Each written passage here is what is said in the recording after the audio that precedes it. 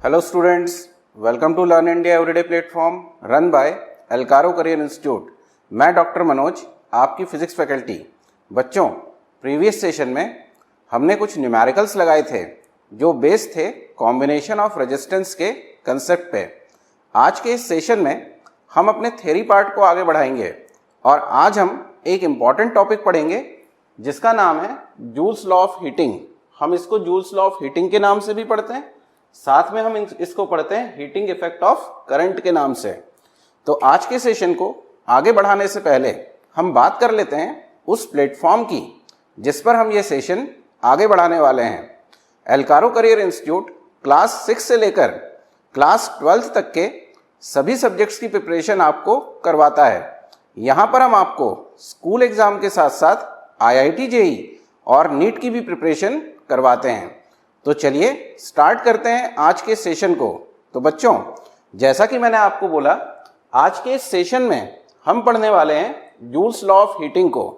तो बच्चों, हमने ये पढ़ा है कि जब भी किसी कंडक्टिंग वायर में से चार्ज फ्लो होता है ड्यू टू पोटेंशियल डिफरेंस, तो उस फ्लो ऑफ चार्ज को हम कहते हैं इलेक्ट्रिक करंट। जब भी किसी कंडक्टर के अंदर करंट फ्लो होती है तो दो तरह के इफेक्ट प्रोड्यूस होते हैं। पहला इफेक्ट, जब हम उस कंडक्टिंग वायर के सराउंडिंग में कोई मैग्नेटिक निडल रखते हैं तो वो मैग्नेटिक निडल डिफ्लेक्शन को शो करती है। इसका मतलब उस वायर के सराउंडिंग में मैग्नेटिक फील्ड प्रोड्यूस हो जाती है जिसको हम कहते हैं मैग्नेटिक इफेक्ट ऑफ करंट। वो हम नेक्स्ट चैप्टर के अंदर पढ़ेंगे। साथ ही जब उस वायर में से चार्ज फ्लो होता है तो उस वायर में हीट प्रोड्यूस होती है। उस हीट प्रोड्यूस होने के मेथड को ही हम यहाँ जूल्स लॉ ऑफ हीटिंग में पढ़ते हैं। तो सबसे पहले हम ये देखते हैं कि ये जूल्स लॉ ऑफ हीटिंग में प्रोड्यूस होने वाले हीट का बेसिक रीजन क्या है। तो यहाँ मैंने एक डायग्राम बनाया हुआ है। इस डायग्राम में ये एक मेटल की रॉड है।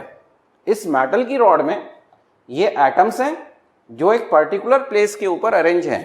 साथ में इन एटम्स के बीच में इलेक्ट्रोस्टैटिक बॉन्ड्स हैं। तो हम यहाँ सॉलिड के स्प्रिंग मॉडल को लेके और चल रहे हैं और हम कंसेप्ट को समझने वाले हैं हीटिंग इफेक्ट के। तो हमने क्या किया है, इस मेटल रॉड के अक्रॉस एक सेल अप्लाई किया है। तो सबसे पहले हम देखते हैं इस सेल के इंटरनल स्ट्रक्चर में क्या प्रोड्यूस हो रहा है। जब हम किसी सेल की बात करते हैं तो इस सेल के अंदर दो इलेक्ट्रोड्स होते हैं, पॉजिटिव एंड नेगेटिव। साथ में इसके अंदर रखा होता है इलेक्ट्रोलाइट, एक तरह का केमिकल। जैसे ही यहाँ रिएक्शन स्टार्ट होती है वैसे ही सबसे पहले प्रोड्यूस होती है केमिकल एनर्जी। तो हम यहाँ बात करेंगे सबसे पहले केमिकल एनर्जी की। ये जो केमिकल एनर्जी यहाँ प्रोड्यूस होती है, ये केमिकल एनर्जी पॉजिटिव चार्ज और नेगेटिव चार्ज को इलेक्ट्रोलाइट से उठा के और सेल के इलेक्ट्रोड्स के ऊपर एक्यूमुलेट करने का काम करती है। तो सबसे पहले हमारे पास यहाँ होती है केमिकल एनर्जी। इस केमिकल एनर्जी से एक टर्मिनल के ऊपर पॉजिटिव चार्ज एक्यूमुलेट होता है सेल के और दूसरे टर्मिनल के ऊपर एक्यूमुलेट होता है नेगेटिव चार्ज। जैसे ही यहाँ पॉजिटिव चार्ज और नेगेटिव चार्ज एक्यूमुलेट हो जाता है और हम इसको जोड़ते हैं इस मेटल रॉड के साथ, तो मेटल रॉड का लेफ्ट हैंड साइड का जो टर्मिनल है वो आ जाता है पॉजिटिव पोटेंशियल पे और राइट हैंड साइड का जो टर्मिनल है वो आ जाता है नेगेटिव पोटेंशियल के। और due to this potential difference यहाँ एक इलेक्ट्रिक फील्ड प्रोड्यूस हो जाती है और इस इलेक्ट्रिक फील्ड के कारण जो एनर्जी बेसिकली केमिकल एनर्जी थी वो कन्वर्ट हो जाती है इलेक्ट्रोस्टैटिक एनर्जी में। तो सबसे पहले यहाँ केमिकल एनर्जी थी, ये कन्वर्ट हुई इलेक्ट्रोस्टैटिक एनर्जी में। अब due to this electrostatic energy या मैं कहूं इलेक्ट्रिक फील्ड, इस मेटल के अंदर जो फ्री इलेक्ट्रॉन्स हैं वो इस इलेक्ट्रिक फील्ड के कारण एक्सेलरेट होते हैं। या मैं ये कह सकता हूं कि ये इलेक्ट्रॉन्स इस पॉजिटिव चार्ज की तरफ से तो अट्रैक्ट होते हैं और इस नेगेटिव टर्मिनल की तरफ से रिपेल होते हैं। तो ये इस इलेक्ट्रिक फील्ड के अपोजिट डायरेक्शन में मूव करना स्टार्ट करते हैं और जो फोर्स ये एक्सर्ट करते हैं उस फोर्स की वैल्यू होती है small E into capital E. यहाँ स्मॉल ई जो है ये चार्ज है सिंगल इलेक्ट्रॉन का, जिसकी वैल्यू हम पढ़ चुके हैं 1.6 इंटू 10⁻⁹ कूलाम, और ये E होता है इलेक्ट्रिक फील्ड। तो इस फोर्स के इफेक्ट में मेटल के अंदर के इलेक्ट्रॉन इलेक्ट्रिक फील्ड के अपोजिट डायरेक्शन में फोर्स एक्सर्ट करते हैं। फोर्स एक्सर्ट करते हैं तो इनमें एक्सेलरेशन प्रोड्यूस होता है, और साथ में मैं कह सकता हूं कि इनकी वेलोसिटी एक पर्टिकुलर डायरेक्शन में गेन होती है। तो अब हम ये कहेंगे कि due to this electrostatic energy और इलेक्ट्रिक फील्ड, ये जो आपकी इलेक्ट्रोस्टैटिक एनर्जी है ये कन्वर्ट होती है काइनेटिक एनर्जी में। ये कन्वर्ट होती है काइनेटिक एनर्जी में। लेकिन जैसे जैसे ये इलेक्ट्रॉन इस इलेक्ट्रिक फील्ड के इफेक्ट में एक्सेलरेट होकर और आगे बढ़ते हैं तो इनके रास्ते में ये लैटिस स्ट्रक्चर आते हैं, और इन लैटिस स्ट्रक्चर के साथ जैसे ही ये कोलाइड करते हैं तो ड्यू टू इट्स कोलिजन ये अपनी इस काइनेटिक एनर्जी को ट्रांसफर कर देते हैं इन एटम्स को। जैसा कि हमने यहाँ डायग्राम में बनाया हुआ है कि ये एटम्स के बीच में इलेक्ट्रोस्टैटिक बॉन्ड्स हैं जिनको हम स्प्रिंग से शो कर रहे हैं। थोड़ी देर के लिए हम मान लें कि कोई इलेक्ट्रॉन इस पर्टिकुलर एटम के ऊपर कोलाइड करता है। जैसे ही कोलाइड करता है ये अपनी काइनेटिक एनर्जी को ट्रांसफर कर देता है इस एटम को, और जैसे ही ये एटम इस काइनेटिक एनर्जी को एब्जॉर्ब करता है ये अपने मीन पोजीशन की दोनों तरफ ऑक्सीलेट करना स्टार्ट करता है। थोड़ी देर बाद ये ऑक्सीलेशंस ऑटोमेटिकली क्लोज हो जाते हैं और ये अपने मीन पोजीशन के ऊपर आके वापस रुक जाता है। लेकिन जिस काइनेटिक एनर्जी को इसने एब्जॉर्ब किया ये इसको कन्वर्ट कर देता है हीट एनर्जी में। तो आप ये देख सकते हैं कि इस पूरी की पूरी प्रोसेस में बेसिकली एनर्जी का एक फॉर्म से दूसरे फॉर्म में ट्रांसफॉर्मेशन हो रहा है। सबसे पहले हमारे पास एनर्जी थी केमिकल एनर्जी के फॉर्म में, वो कन्वर्ट हुई इलेक्ट्रोस्टैटिक एनर्जी के फॉर्म में। इस इलेक्ट्रोस्टैटिक एनर्जी ने इलेक्ट्रॉन में काइनेटिक एनर्जी प्रोवाइड करी। लास्ट में ये इलेक्ट्रॉन्स लैटिस स्ट्रक्चर के साथ कोलाइड करते हैं और ड्यू टू दिस कोलिजन ये अपनी एनर्जी को ट्रांसफर कर देते हैं लैटिस को। इस एनर्जी के कारण ये एटम अपने मीन पोजीशन की दोनों तरफ ऑक्सीलेट करता है, और लास्ट में जब ये अपनी इनिशियल स्टेज में आता है या हम कहें इक्विलिब्रियम की स्टेट में आता है तो इसी काइनेटिक एनर्जी को हीट के फॉर्म में रिलीज कर देता है। तो ये जो टॉपिक हम पढ़ने वाले हैं जिसको हम कह रहे हैं जूल्स लॉ ऑफ हीटिंग, इस लॉ में बेसिकली हम इसी हीट एनर्जी को कैलकुलेट करते हैं। तो ये तो रहा इसका बेसिक प्रिंसिपल जिससे हम ये समझ सकते हैं कि ये हीट एनर्जी किस तरह से प्रोड्यूस होती है। तो हम बेसिकली यहाँ ये कह सकते हैं कि इस पूरी की पूरी प्रोसेस में एनर्जी कंजर्वेशन का बेसिक प्रिंसिपल होल्ड करता है। अब हम बात करते हैं कि इस हीट एनर्जी को हम किस तरह से कैलकुलेट करेंगे। तो इसके कैलकुलेशन के लिए हम यहाँ अज्यूम कर लेते हैं कि हमारे पास दो पॉइंट्स हैं।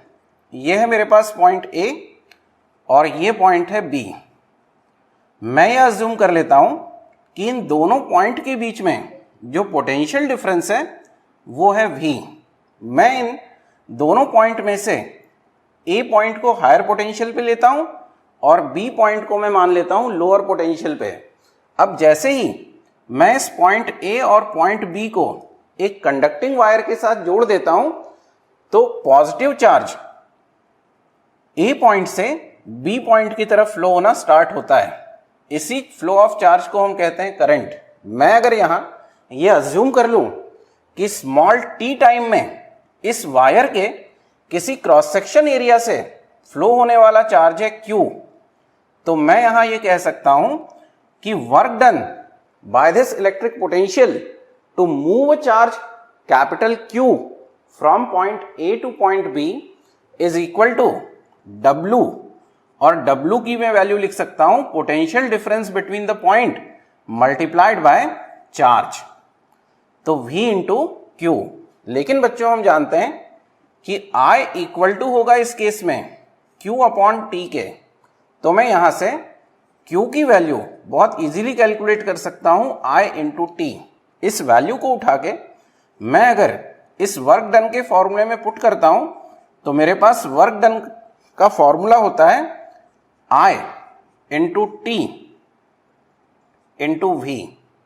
मैं इसको रीअरेंज करके लिख सकता हूं I into V into T।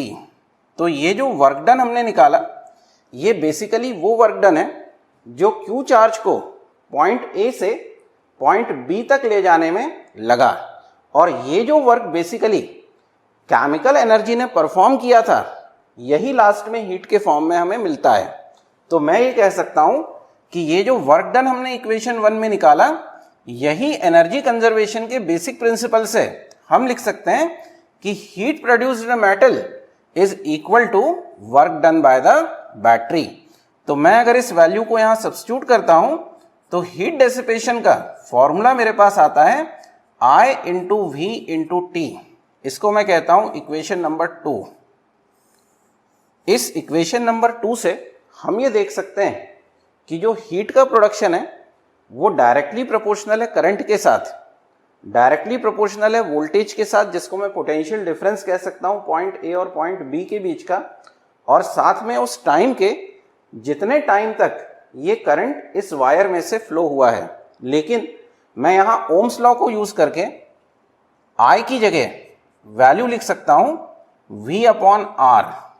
इस वैल्यू को मैं अगर इस इक्वेशन नंबर 2 में सब्स्टिट्यूट करता हूं तो ये फॉर्मूला कन्वर्ट होके हो जाता है V square upon R into T. इसी तरह से मैं अगर इस इक्वेशन 2 में V की जगह लिखता हूं R इंटू आई, तो इसी फॉर्मूले को मैं लिख सकता हूं H equal to I square R into T. तो हम इन तीनों फॉर्म को याद में रखेंगे और इनको हम यूज करेंगे जब हम न्यूमेरिकल्स लगाएंगे। लेकिन मैं अगर इन तीनों फॉर्म्स को देखूं तो मैं ये कह सकता हूं कि इन तीनों ही फॉर्म में जो टाइम t है वो हीट डेसिपेशन के साथ डायरेक्टली प्रोपोर्शनल है। लेकिन अगर हम बात करें रेजिस्टेंस की तो जब हम वोल्टेज को कांस्टेंट रखते हैं तो हम कह सकते हैं कि जो H है वो R के साथ इनवर्सली प्रोपोर्शनल रिलेशन होल्ड करता है। लेकिन मैं अगर करंट को कांस्टेंट रखता हूं तो R जो है वो हीट डेसिपेशन के साथ डायरेक्टली प्रोपोर्शनल रिलेशन होल्ड करता है। तो उम्मीद करता हूं कि आज के इस सेशन में आपको बेसिक कंसेप्ट समझ में आया होगा जूल्स लॉ ऑफ हीटिंग का। ये जो इक्वेशन है इक्वेशन नंबर 2, इसी को हम कहते हैं mathematical relation of joules law of heating. इसी तरह के कुछ और कंसेप्ट लेके हम फिर मिलेंगे, तब तक के लिए नमस्कार।